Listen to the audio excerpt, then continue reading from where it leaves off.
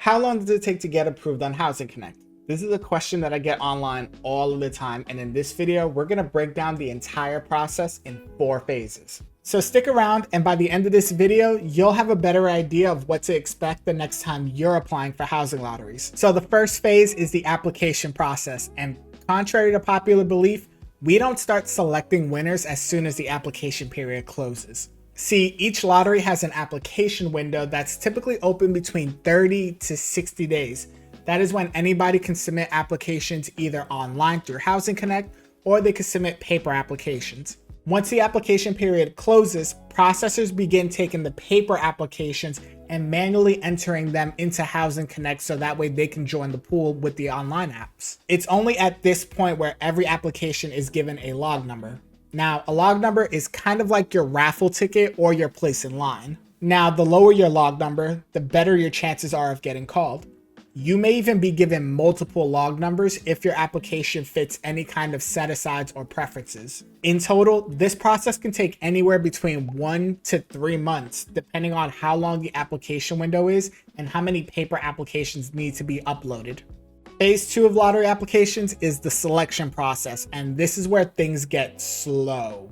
See, processors have to verify the income, assets, and household size from each individual from each household in each application. And as an applicant, you're given 2 opportunities to upload your documents. Your first request for documents will be due in 10 business days, and if you need to do a second request, you'll be given an additional 5 business days. And the thing is, even if somebody doesn't respond, they are still entitled to at least the 10 business days for the first request. Meaning, if somebody no-shows, does not provide a single thing, processors can't reject that person and move on until their 10 business days are up. And because each application is given anywhere between 2 to 3 weeks to upload documents, this process can easily take up to a year, if not longer. And if you want to speed this process up for your application, there's a couple of things you can do. First, you can pre-upload any documents that don't need frequent uploads. These include your IDs, birth certificates for children, and your social security cards. Second, you'll want to keep track of your email address that you put on Housing Connect, as well as your Housing Connect profile, because if you have any requests to upload documents, those will be the 2 places where you'll be notified through. I've even seen some applicants actually create separate email addresses just for their Housing Connect applications, which is amazing. Now, phase 3 is the final approval process. So your name got pulled, you submitted all of your documents, and you think you're done, right? Nope. See, the processors don't even have the final say on whether or not you get approved.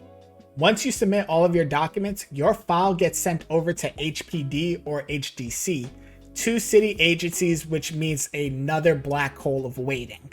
They go through all of your documents with a fine-tooth comb. They look at the income calculations that the processors did. They go through every single document to make sure that there aren't any hidden income or assets. Basically, they do the same thing that the processors have spent weeks doing with you with your application. This process, though faster than the initial review for documents, can easily take between 1 to 6 months. And that's because generally, while you may have multiple processors going through your initial documents, there's typically only 1 or 2 people from the city agencies that will look through it the second time. At this stage, one of 2 things is going to happen.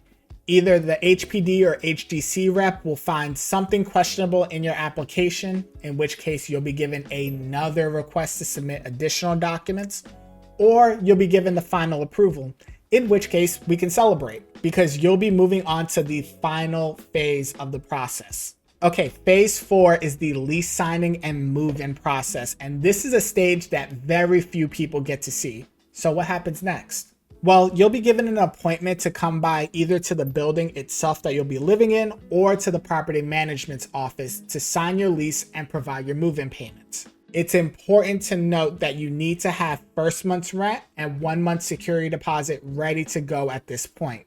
These payments can be made either by certified check, money order, or electronic payments if the property actually does this. Once you go into the appointment, you'll sit down with either the leasing team or the property management team to go over your lease, the rules and regulations of the building, and to do your initial lease signing. Once you sign your lease and you make your payment, you will then start scheduling your move-in dates, which consist of key pickups, elevator reservations, and that means it's time to celebrate. But please note, if you are applying for housing lotteries using any kind of vouchers or subsidies like Section 8, City FEPs, HASA, SODA, you're not 100% done yet because those programs have to go through their steps of inspections and verifying if the apartment building will qualify for you. Here's some pro tips that I have for this stage. First, have your move-in funds ready to go.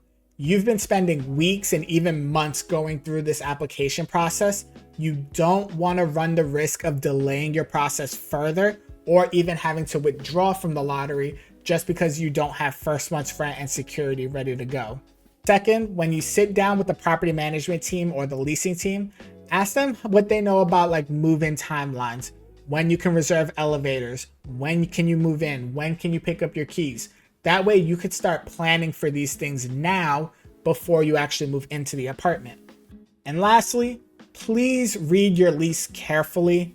There's going to be a lot of pages on the lease and there are going to have rules about guest policies, pets, noise level, any kind of fines or fees. So you'll want to know all of these things before you start signing it. So how long does this total process actually take? Well, let's add everything up. The application period lasted anywhere between 1 to 3 months. The selection process was anywhere between another 3 to 12 months. While final approval processes can vary, I would budget in an additional 1 to 6 months of that because you never know just how backed up a housing lottery will be. And lease signings to move-in date, that could be an additional 1 to 2 months. It's going to be faster when it comes to the lease signing, but depending on what day you actually move in, can probably be an additional month. All in all, we're looking at a process of about 6 months on the low end, all the way to over 3 years on the high end. But remember, these numbers can vary. Some people do get selected in like a matter of 2 to 3 months. Some people have to wait those 3 years, and some people even have to wait longer because they have to get put on a wait list if all the apartments are taken before their name is called. Now, I gotta know, have you ever won the housing lottery? Let me know your experience in the comments below. And if you want to make sure you don't get rejected on your housing lottery applications, check out my video on the 7 biggest mistakes people make on Housing Connect.